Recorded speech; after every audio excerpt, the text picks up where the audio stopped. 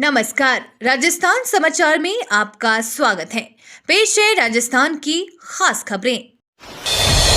CM Bhajanlal ने जीत की hat trick का किया दावा। राजस्थान सरकार अपने काम और उपलब्धियां को गिना रही है, जबकि विपक्ष इस बात सवाल उठा रहा है। सत्ताधारी पार्टी लोकसभा चुनाव में कांग्रेस को लगातार तीसरी बार जीरो पर लाने की बात कर रही है, तो राज्य सरकार के मंत्रियों को विपक्ष में बैठी कांग्रेस भी डबल जीरो की मार्किंग दे रही है। ऐसे में जनता के मन में भी सवाल उठना स्वाभाविक है कि आखिर कौन हीरो है और कौन जीरो। बीजेपी का कहना है कि पिछले लोकसभा चुनाव के नतीजों में जो कांग्रेस के पास जो डबल जीरो था, वही इस बार भी आएगा। मुख्यमंत्री भजनलाल शर्मा ने कहा कि बीजेपी एक बार फिर सभी 25 सीट जीतेगी। आर्थिक संकट में डूबा राजस्थान का सबसे बड़ा खेल संघ आरसीए। प्रदेश के सबसे बड़े खेल संघ की आर्थिक हालात पूरी तरह खस्ता है। आरसीए इस समय भयंकर आर्थिक संकट से जूझ रहा है। हालात ये है कि राजस्थान क्रिकेट एसोसिएशन के पास स्टाफ का पेमेंट देने तक के भी रुपए नहीं है। इसके चलते इस सीजन में होने वाले टूर्नामेंट को लेकर संकट खड़ा हो गया है। हर साल मई जून में प्रतियोगिताओं का आगाज होता है, लेकिन अभी तक किसी भी टूर्नामेंट के लिए तारीखों का ऐलान नहीं किया गया है। राजस्थान क्रिकेट एसोसिएशन के आर्थिक तंगी हालात इस कदर है कि प्रदेश में खेल प्रतियोगिताओं का आयोजन करवाना तो दूर, कर्मचारियों की सैलरी भी समय पर नहीं दे पा रहे हैं। किडनी कार्ड मामले में बड़ी कार्रवाई। राजस्थान लोकसभा चुनाव 2024 के नतीजे आने में अब कुछ ही दिन शेष बचे हैं। ऐसे में तमाम राजनीतिक दलों के साथ जनता भी आस लगाए बैठी है। वहीं राजनीति के साथ साथ प्रदेश का मौसम भी गरमाया हुआ है। यहाँ पड़ रही प्रचंड गर्मी ने लोगों का हाल बेहाल कर दिया है। सुबह होते ही सूर्यदेव अपना प्रचंड रूप दिखाना शुरू कर देते हैं। ऐसे में सीएम की ओर से जिला प्रभारी सचिवों को कई निर्देश दिए गए हैं। साथ ही कई नेता मंत्री भी जमीनी हकीकत जानने मैदान में उतर रहे हैं। राजस्थान में बिजली संकट को लेकर पूर्व सीएम अशोक गहलोत के बयान पर बीजेपी का पलटवार। राजस्थान के पूर्व मुख्यमंत्री अशोक गहलोत के बयान पर बीजेपी के प्रदेश प्रवक्ता लक्ष्मीकांत भारद्वाज ने पलटवार किया है। बीजेपी के प्रदेश प्रवक्ता लक्ष्मीकांत भारद्वाज का कहना है कि बिजली आपूर्ति पर पूर्व मुख्यमंत्री अशोक गहलोत बयानबाजी कर रहे हैं, लेकिन तथ्य नहीं बता रहे हैं। उनके सरकार ने दूसरे राज्यों से बैंकिंग समझौता कर बिजली ली। समझौते के तहत आज इस भीषण गर्मी में 147 लाख यूनिट बिजली दूसरे राज्यों को चुकानी पड़ रही है। राजस्थान विश्वविद्यालय में 1 जून से शुरू होगी प्रवेश प्रक्रिया। 12वीं के बाद विश्वविद्यालयों में एडमिशन की चाहत रखने वाले स्टूडेंट्स के लिए अच्छी खबर है।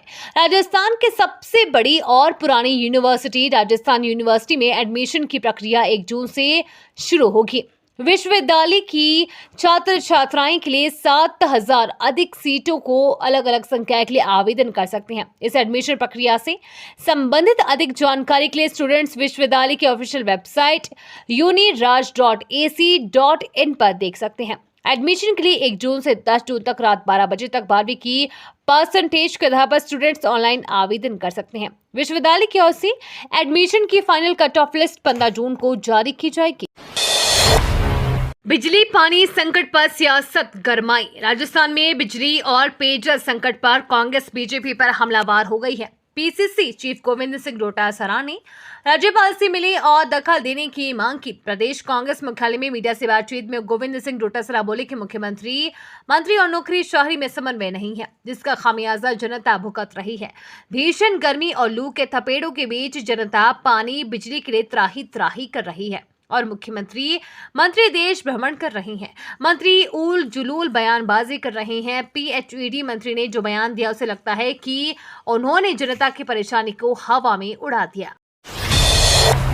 कोटा में 12 से 3 बजे तक नहीं लगेगी कोचिंग क्लास। राजस्थान में झुलसा देने वाली गर्मी पड़ रही है। मौसम विभाग का कहना है कि राजस्थान के विभिन्न हिस्सों में अधिकतम तापमान 48 से 49 डिग्री सेल्सियस के बीच रहेगा और 29 मई तक इसमें कोई खास बदलाव होने की संभावना नहीं है। हालांकि अगले 2-3 दिन में स्थिति बदल जाएगी। इस बीच कोटा प्रशासन ने भीषण गर्मी को देखते हुए कोचिंग छात्रों के लिए दोपहर 12 बजे से 3 बजे तक अवकाश की घोषणा कर दी है। राजस्थान में बिजली कटौती से मिलेगी राहत। राजस्थान में पानी बिजली संकट के बीच राहत की खबर है। काली सिंध थर्मल पावर परियोजना की 7 दिनों पूर्व बंद हुई इकाई को आखिर चालू कर दिया गया। इस इकाई के चालू होने से बिजली संकट में कुछ न कुछ राहत जरूर मिलेगी, क्योंकि इकाई अब फिर से अपने पूरे उत्पादन पर है तथा 1,44,000 यूनिट का उत्पादन शुरू हो गया है। उल्लेखनीय है कि एक सप्ताह पहले काली सिंध थर्मल पावर परियोजना की पहली इकाई पंखे में खराबी आने के चलते बंद हो गई थी। झालावाड़ की थर्मल पावर परियोजना में 600 मेगावाट की 2 इकाइयां हैं, जिसमें कुल 2,88,000 यूनिट बिजली का उत्पादन होता है।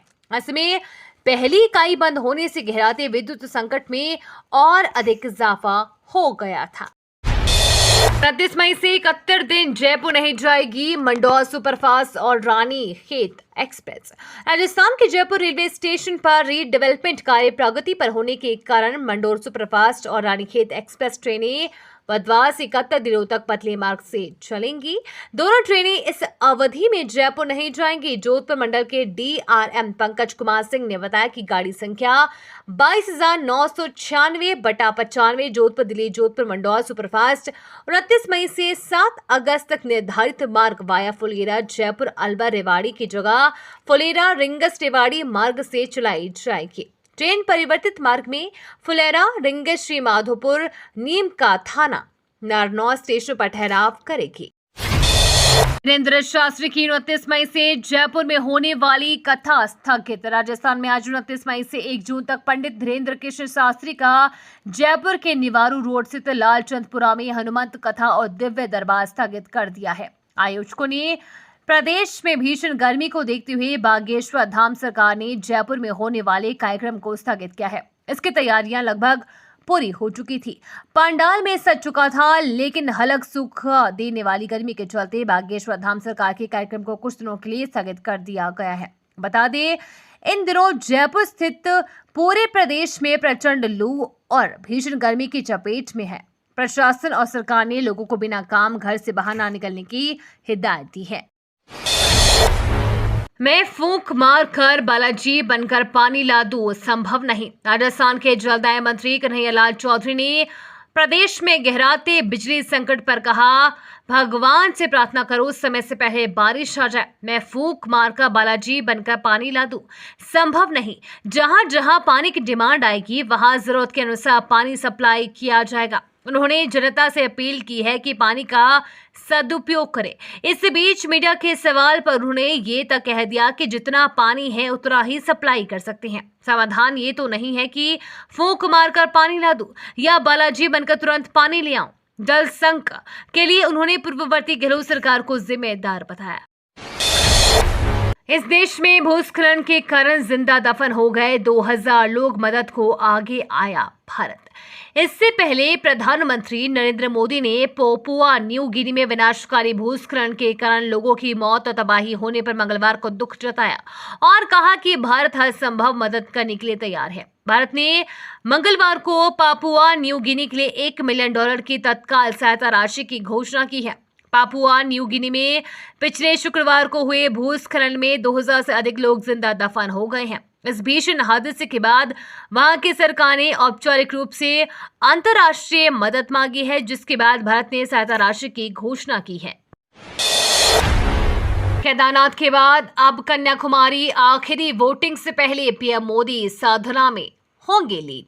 लोकसभा चुनाव का प्रचार खत्म होते ही पीएम मोदी साधना में लीन होंगे। वो कन्याकुमारी में विवेकानंद मेमोरियल के ध्यान मंडपम में 30 मई की शाम से 1 जून की शाम तक ध्यान करेंगे। सालों पहले इसी चट्टान पर स्वामी विवेकानंद ने 3 दिनों तक ध्यान कर विकसित भारत का दर्शन किया था। ये भारत का दक्षिणतम छोर है। पीएम मोदी बोले, 4 जून के बाद भ्रष्टाचारियों पर कार्रवाई और तेज होगी। पीएम मोदी ने झारखंड के दुमका जिले में चुनावी सभा को संबोधित किया। उन्होंने विपक्ष पर हमला बोलते हुए कहा कि 4 जून के बाद भ्रष्टाचारियों पर कार्रवाई और तेज होगी। मोदी ने कहा कि कांग्रेस JMM वाले धमकी देते हैं कि मोदी को हटाना है। क्यों हटाना है? क्योंकि वो फिर से घोटाले कर सके। 4 जून के बाद नई सरकार बनेगी। सरकार बनने के बाद में 3 करोड़ और मकान बनाऊंगा, पक्के घर गरीबों के लिए बनाऊंगा। T20 वर्ल्ड कप 2024 के सेमीफाइनल में पहुंचेंगी ये 4 टीम।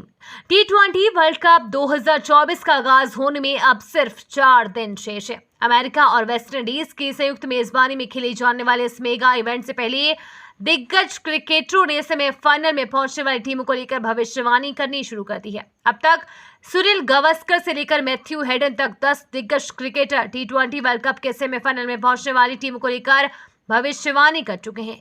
इन सभी ने भारत अपनी फेवरेट बताई है।